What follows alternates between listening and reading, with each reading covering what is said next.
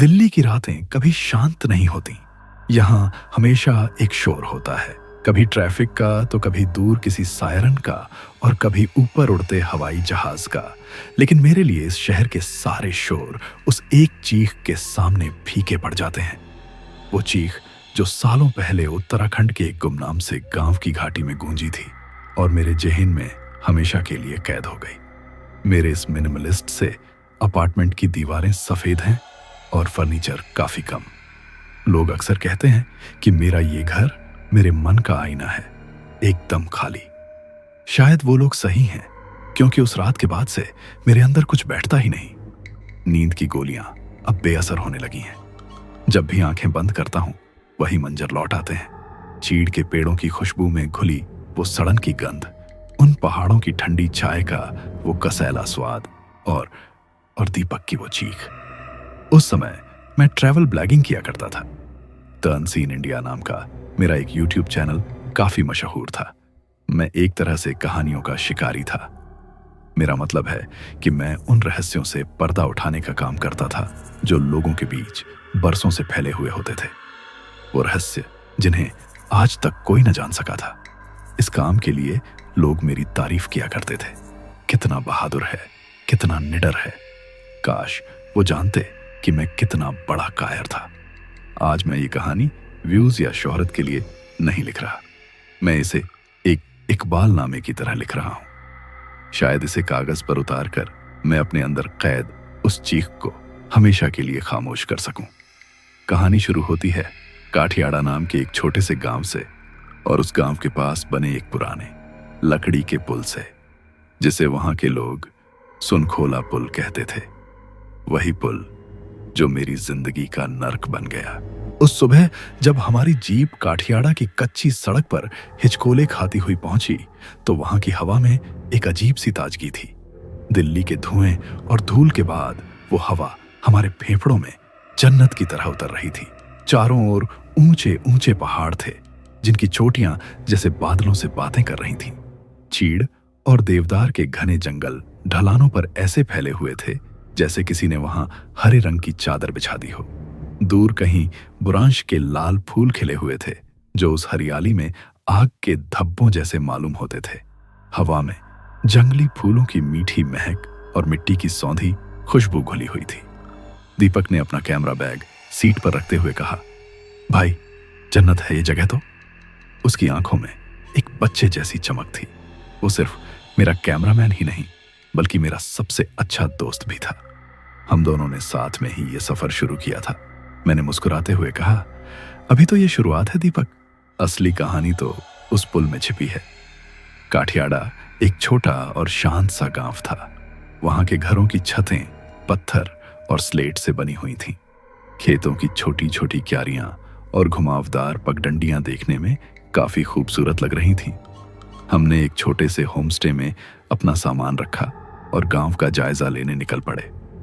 गांव के लोग काफी सीधे साधे और सरल थे। उनके चेहरों पर एक अजीब सी शांति थी, जो खासकर शहरों में देखने को नहीं मिलती। औरतें अपनी पारंपरिक घाघरा चोली और बड़ी सी सोने की नथ पहने अपने कामों में लगी थीं। बच्चे गलियों में खेल रहे थे। सब कुछ एक खूबसूरत तस्वीर जैसा मालूम होता था। एक ऐसी तस्वीर जिसके पीछे एक गहरा काला राज छिपा हुआ था। धीरे धीरे शाम ढल रही थी और आसमान सिंदूरी हो चला था। पहाड़ों पर ठंड भी बढ़ने लगी थी। हम गांव के एक छोटे से बाजार में एक चाय की दुकान पर बैठ गए। दुकान का मालिक एक बुजुर्ग आदमी था, जिसके चेहरे की झुर्रियां किसी पुराने नक्शे की लकीरों जैसी मालूम होती थीं। मैंने चाय का ऑर्डर दिया और दुकान में टंगी पुरानी तस्वीरों को देखने लगा। कुछ देर बाद मैंने उस चाय की दुकान वाले बुजुर्ग से ऐसे ही पूछ लिया, सुनखोला पुल के बारे में कुछ जानते हैं बुबू? बुबू शब्द वहां के बड़े बूढ़ों के सम्मान में प्रयोग किया जाता था। मेरा सवाल सुनते ही उस बुजुर्ग की आंखों में एक अजीब सा डर तैर गया। उसने चाय का गिलास मेरे आगे रखते हुए धीमी और कांपती हुई आवाज में कहा, बाबूजी, उस पुल का नाम अपनी जुबान पर दिन में भी गलती से मत लेना, और रात में तो उसकी तरफ देखना भी मत। उस बुजुर्ग की बात सुनते ही दीपक हंसते हुए बोला, क्यों बबू, ऐसा क्या है वहां? हमने तो सुना है कि उस पुल पर कोई चुड़ैल रहती है। इस पर उस बुजुर्ग ने नामे सिर हिलाते हुए बड़ी ही रहस्यमयी आवाज में कहा, चुड़ैल नहीं बाबूजी, वो यक्षिणी है, जंगल की आत्मा। कहते हैं वो इतनी खूबसूरत है कि उसके आगे चांद भी शर्मा जाए।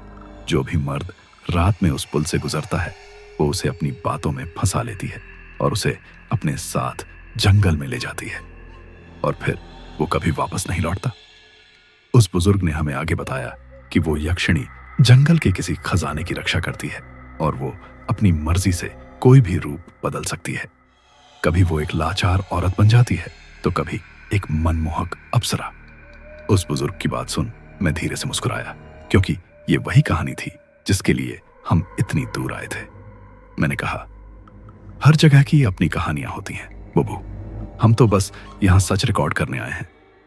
मेरी बात सुन उस बुजुर्ग की आंखों में नाराजगी और दया का एक मिला जुला सा भाव उभर आया। उसने गढ़वाली पुटवाली हिंदी में कहा, सच सच योच कि तुम शहर वाला लोग कुछ नहीं समझता। पहाड़ को सच अलग हो दो बाबूजी, जंगल अपनो राज खुद ही रख दो। जिसका मतलब था सच। सच ये है कि तुम शहर वाले लोग कुछ नहीं समझते। पहाड़ों का सच अलग होता है बाबूजी, जंगल अपना राज खुद ही रखता है। जब हम वहां से चलने लगे तो उसने हमें चेतावनी दी, रात मां वो पुल पार नहीं जानो, कभी नहीं। मतलब रात में वो पुल पार नहीं करना, कभी नहीं। उसकी बातों में एक गहरा विश्वास था। एक पल के लिए मेरे अंदर भी एक सिहरन सी दौड़ गई, लेकिन मेरे अंदर के ब्लॉगर ने उसे दबा दिया, क्योंकि मेरे लिए ये सिर्फ एक और कहानी थी, एक और एपिसोड। रात के करीब 10 बजने को थे और चांद बादलों में कहीं छिप गया था। अंधियारा इतना घना था कि हमारी जीप की हेडलाइट भी उसे पूरी तरह से चीर कर आगे नहीं जा पा रही थी। हम दोनों सुनखोला पुल की तरफ बढ़ रहे थे। दिन में जो वादियां काफी खूबसूरत लग रही थीं, वही अब खौफनाक सी दिखने लगी थीं। चीड़ के पेड़ हवा में ऐसे सरसरा रहे थे जैसे कोई फुसफुसा रहा हो। ठंड अचानक बढ़ गई थी और उस घाटी पर घना कोहरा छाने लगा था। तभी दीपक ने मेरी ओर देखते हुए कहा, निर्मय यार, मुझे कुछ ठीक नहीं लग रहा है, चल यहां से वापस चलते हैं, कल सुबह आकर शूट करेंगे। उसका चेहरा थोड़ा पीला पड़ गया था। उसकी बात सुन मैंने उसका मजाक उड़ाते हुए कहा, अरे डरपोक, असली मजा तो रात में ही है। लेकिन मेरे दिल में भी एक अनजाना सा डर बैठने लगा था।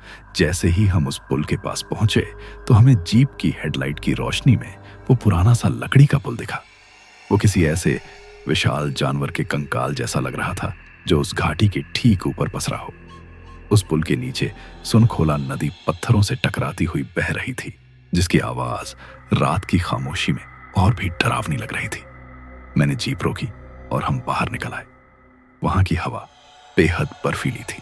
मैं वहां एक जगह पर बस अपना कैमरा सेट करने ही वाला था कि हमें पास की झाड़ियों से किसी के कराहने की आवाज आई, जैसे झाड़ियों के बीच कोई औरत दर्द से तड़प रही हो। हम दोनों चौंक गए। दीपक ने टॉर्च जलाई और हम उस आवाज की दिशा में बढ़े। वहां पहुंचकर हमने देखा कि सड़क किनारे उगी झाड़ियों में एक बुढ़िया पड़ी तड़प रही थी। उसके कपड़ों पर खून के बड़े बड़े धब्बे थे और वो दर्द से तड़पते हुए चिल्ला रही थी। मैं दौड़कर उस बुढ़िया के पास पहुंचा और बोला, अरे मां जी, क्या हुआ आपको? तो उस बुढ़िया ने हांफते हुए कहा, बेटा, जंगली भेड़िए, उनके एक झुंड ने मुझ पर हमला कर दिया और जब मैं जोर जोर से चिल्लाई तो वो मुझे छोड़कर यहां से भाग गए। उसकी ये कहानी सुनकर हमें उस पर यकीन हो गया, क्योंकि इस इलाके में जंगली जानवरों का खतरा आम बात थी। दीपक ने उस बुढ़िया की ऐसी हालत देख तरस खाते हुए कहा, आपका घर कहां है माताजी? चलिए हम आपको आपके घर तक छोड़ देते हैं। दीपक की बात सुनते ही उस बुढ़िया ने अपनी एक कांपती हुई कमजोर उंगली को उठाकर जंगल की तरफ इशारा करते हुए कहा, बस यहीं पास में ही है बेटा, इस जंगल के रास्ते से थोड़ा अंदर की तरफ। मेरी मदद कर दो बेटा, भगवान तुम्हारा भला करेगा। जंगल का वो वीरान सा रास्ता और रात का समय। तभी अचानक बुबू की चेतावनी मेरे कानों में गूंज गई। दीपक ने जब मेरी तरफ देखा तो ऐसा लगा जैसे उसकी आंखों में साफ साफ ना लिखा हो, लेकिन उस बूढ़ी औरत की हालत देखकर उसे मना करना नामुमकिन था। जैसे मेरे अंदर का इंसान मेरे अंदर के ब्लॉगर पर हावी हो गया। मैंने कहा, ठीक है मां जी, आप गाड़ी में बैठिए। हमने उसे सहारा देकर अपनी जीप की पिछली सीट पर बिठाया। जैसे ही मैंने गाड़ी स्टार्ट की तो मैंने शीशे में उस बूढ़ी औरत का चेहरा देखा तो मुझे बहुत ही अजीब लगा।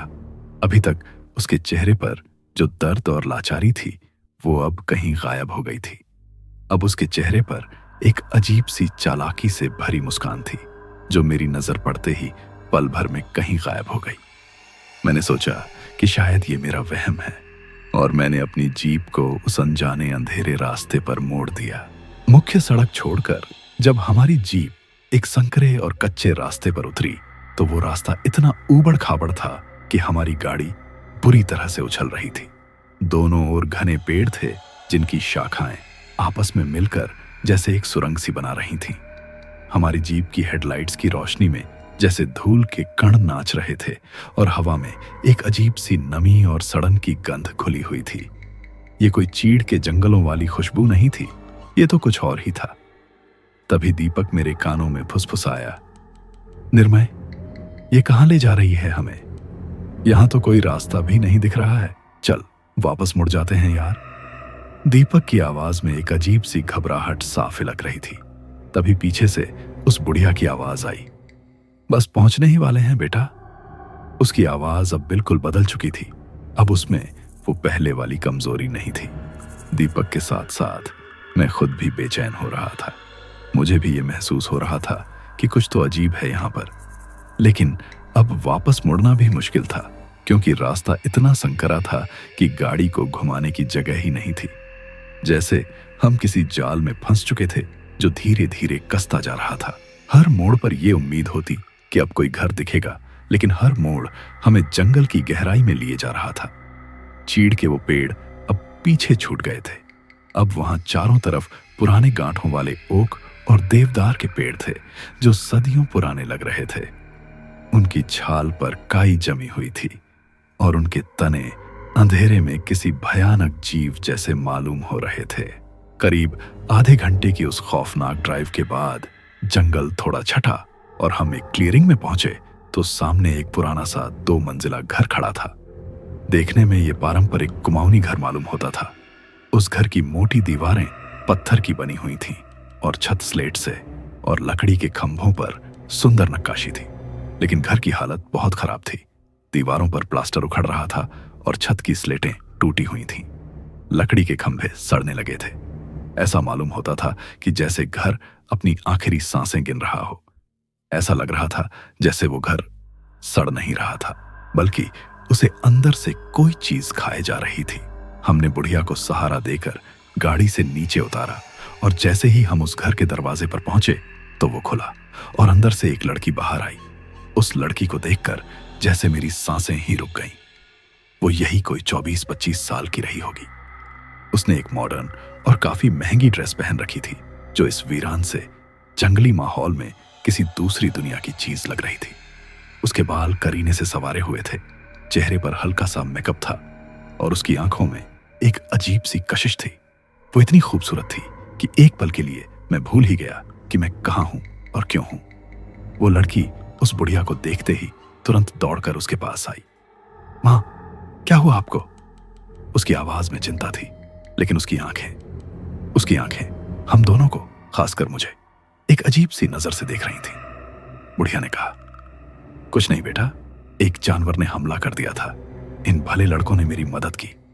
तब उस लड़की ने हमारी तरफ देखकर एक दिलकश मुस्कान के साथ कहा, आप लोगों का बहुत बहुत शुक्रिया। मेरा नाम गायत्री है, प्लीज अंदर आइए। उसका बोलने का लहजा किसी बड़े शहर का लग रहा था, दिल्ली या फिर मुंबई का। वो किसी भी एंगल से इस घर या इस जंगल की नहीं लग रही थी। दीपक भी हैरान था। हम दोनों एक दूसरे को देख रहे थे। हमारे दिमाग में बस एक ही सवाल था, ये लड़की यहाँ क्या कर रही है? जब हम उस घर के भीतर दाखिल हुए तो वहां का माहौल बाहर से भी ज्यादा अजीब था। वहां लगा फर्नीचर काफी पुराना और टूटा फूटा सा था और दीवारों पर सीलन के अजीब से धब्बे थे। लेकिन एक कोने में एक महंगा सा म्यूजिक सिस्टम रखा हुआ था। हवा में अगरबत्ती की खुशबू के साथ साथ वही सड़न की गंध भी आ रही थी। गायत्री ने उस बूढ़ी औरत को एक कमरे में लिटाया और हमारे लिए चाय बनाने चली गई। बिस्तर पर लेटी उस बुढ़िया की चुप्पी काफी अजीब थी।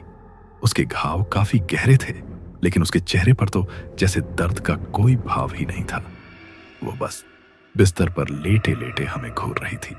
उसकी आंखों में जैसे एक शिकारी जैसी चमक थी। गायत्री चाय लेकर आई और उसने कप मेरी तरफ बढ़ाते हुए कहा, आप लोग ट्रैवल ब्लॉगर हैं, है ना? मैंने आपकी जीप पर स्टिकर देखा। मैं बिल्कुल हैरान रह गया। मैंने पूछा, हाँ, पर तुम्हें कैसे?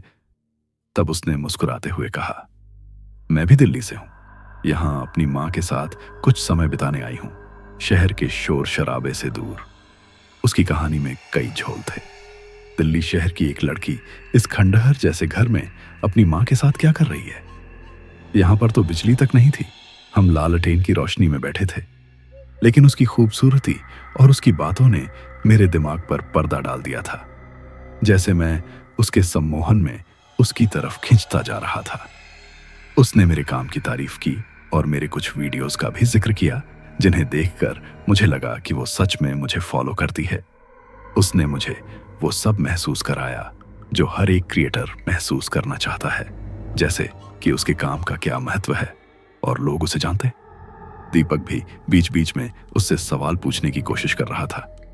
आप लोग यहाँ अकेले रहते हैं? सबसे नजदीकी गांव भी यहाँ से कई किलोमीटर दूर है। गायत्री ने बड़ी सहजता से जवाब दिया, हमें तो आदत हो गई है इस जंगल की, और अब तो आप लोग भी आ गए हैं। उसने ये कहते हुए मेरी आंखों में देखा और मुस्कुराई, जिससे मेरे शरीर में एक अजीब सी लहर दौड़ गई। मैं पूरी तरह से उसके जाल में फंस चुका था। दीपक की चेतावनियां, बुबू की बातें, मेरे अपने शक, सब उस एक मुस्कान के आगे धुंधले पड़ गए थे। तभी वो बूढ़ी औरत अपने कमरे से बोली, रात बहुत हो गई है बेटा, और जंगल में अब सफर करना ठीक नहीं है। तुम दोनों आज रात यहीं रुक जाओ, सुबह चले जाना। दीपक ने तुरंत मना कर दिया, नहीं मां जी, हमें निकल।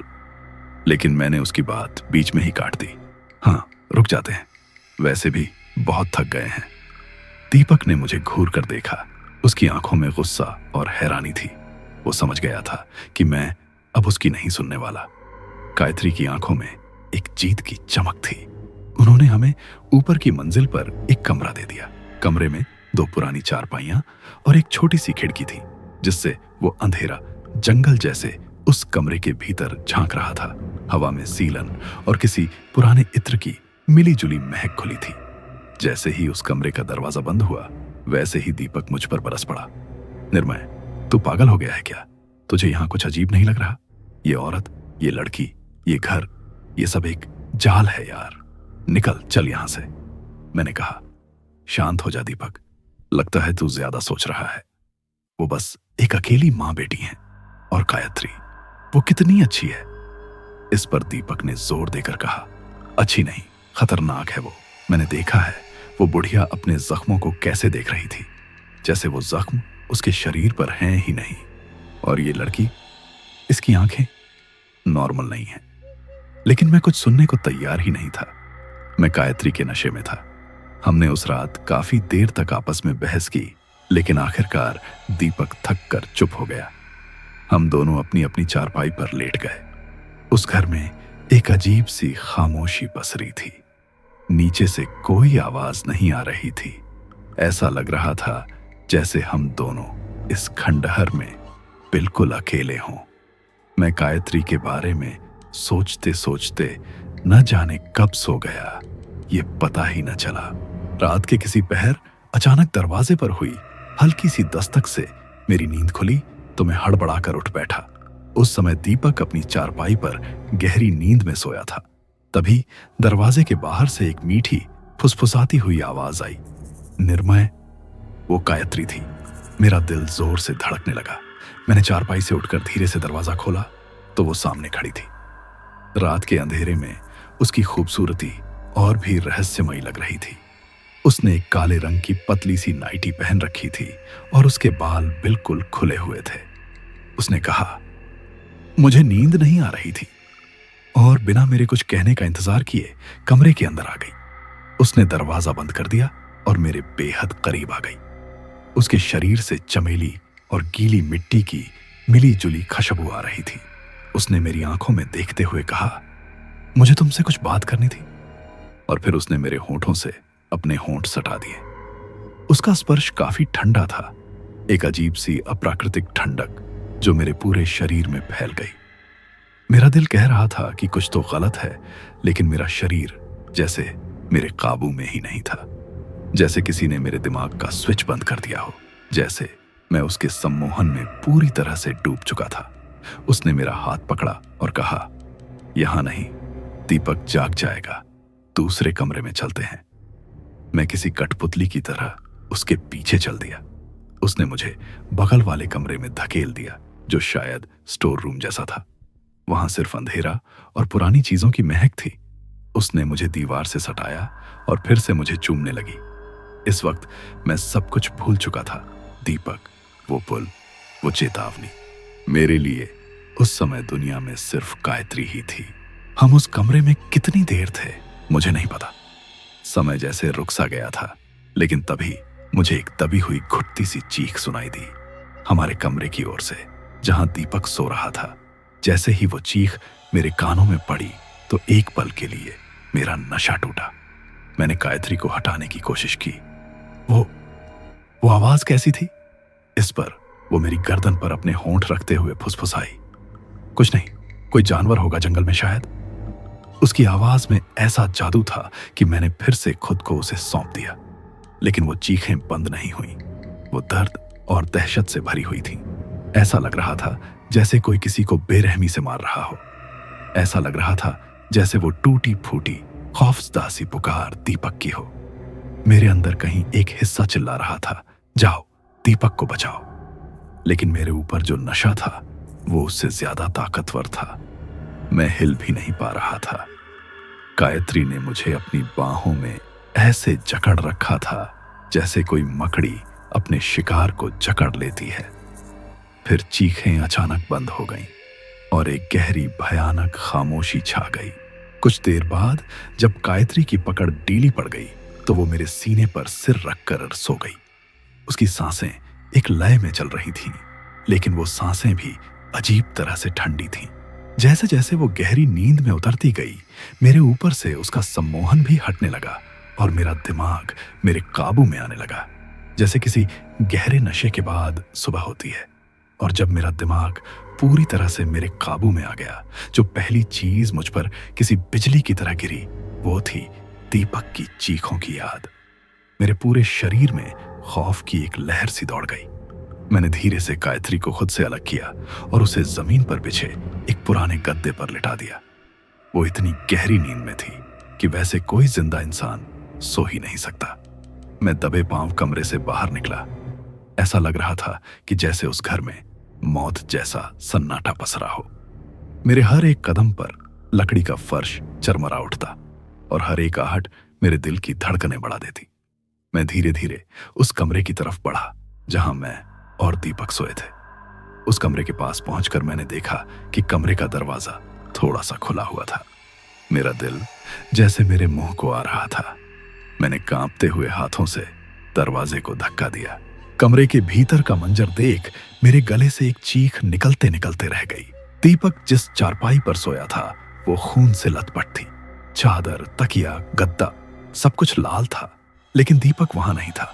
उसका कैमरा, उसका फोन, सब कुछ वहीं पर था, बस वो वहां से गायब था। किसी अनहोनी के डर से मैं भीतर तक कांप गया। ऐसा लग रहा था जैसे मेरे पैर जमीन में धंस गए हों। मेरा मन कह रहा था, भागो यहां से निर्मय। जैसे ही मैं पीछे मुड़ा और उस गलियारे जैसी दिखने वाली बालकनी में आया तो मुझे एक अजीब सी आवाज सुनाई दी, एक बड़ी सी पुरानी लकड़ी की अलमारी से, जो उस बालकनी के कोने में रखी हुई थी। वो आवाज काफी अजीब सी गीली, चबाने जैसी मालूम हो रही थी, जैसे कोई हड्डी चबा रहा हो। डर के मारे मेरी हालत खराब थी, लेकिन एक अजीब सी मजबूरी मुझे उस अलमारी की तरफ खींच रही थी। मैं किसी तरह उन दीवारों का सहारा लेता हुआ बिना आवाज किए उस अलमारी तक पहुंचा तो देखा कि उस अलमारी के दरवाजे में एक छोटी सी दरार थी।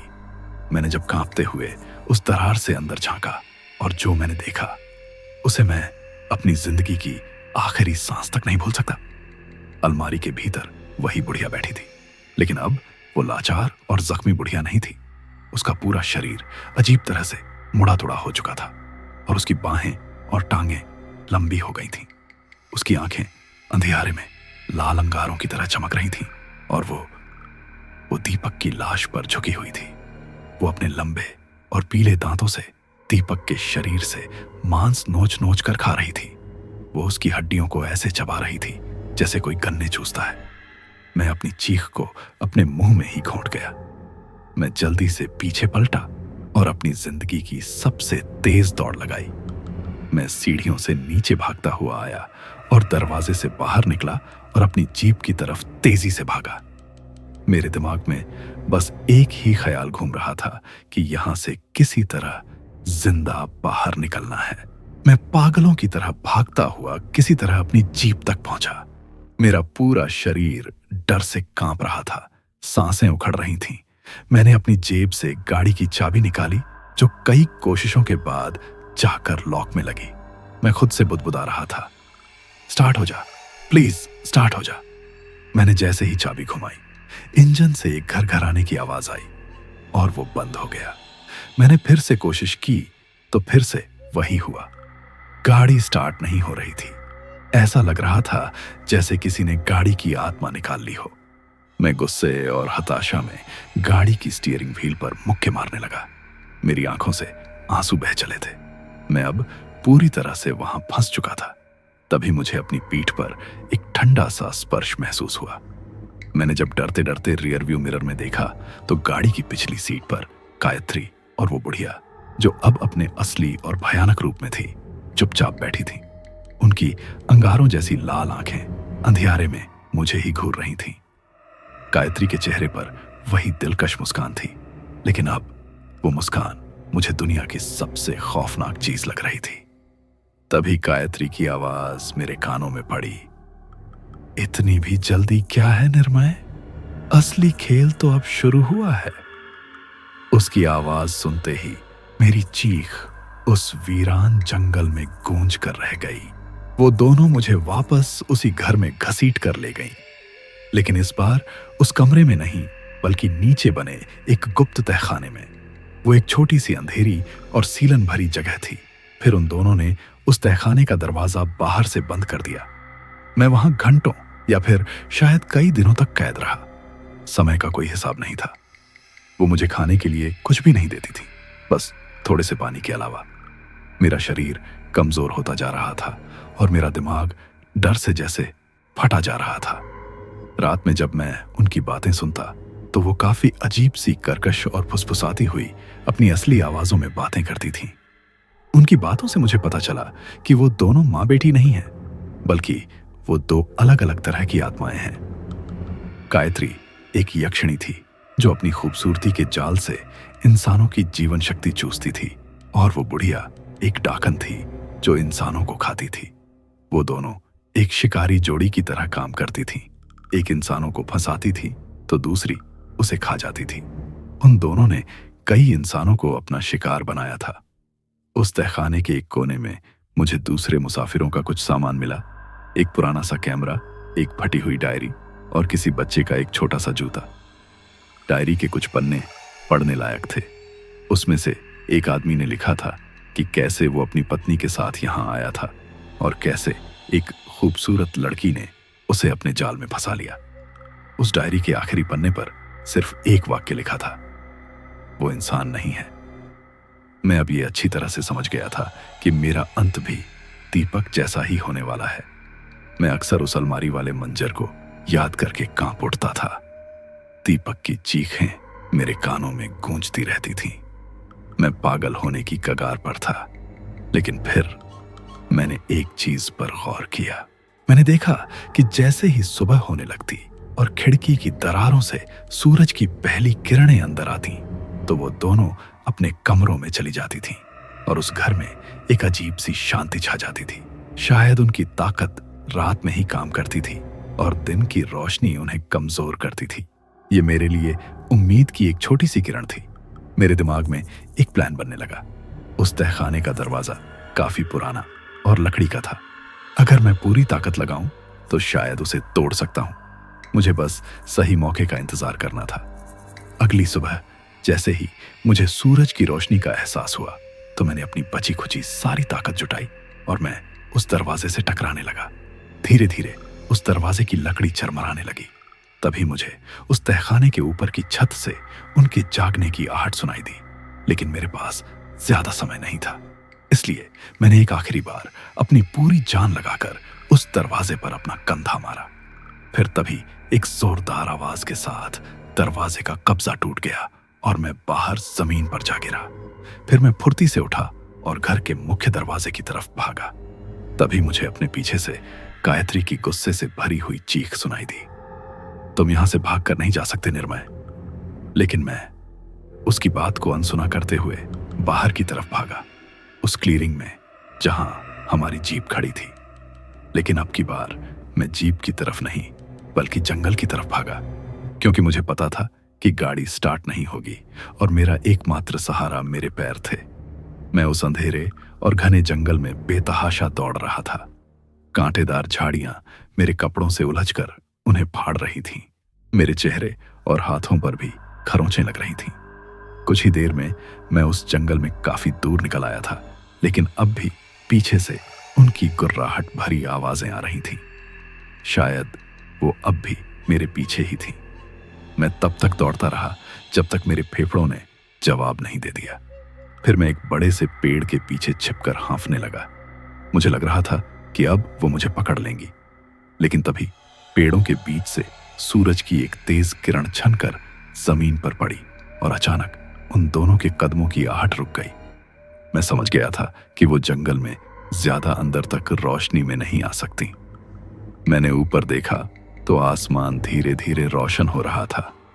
मैंने आखिरी बार उस घर की तरफ देखा और फिर उस घर से विपरीत दिशा में भागना शुरू कर दिया।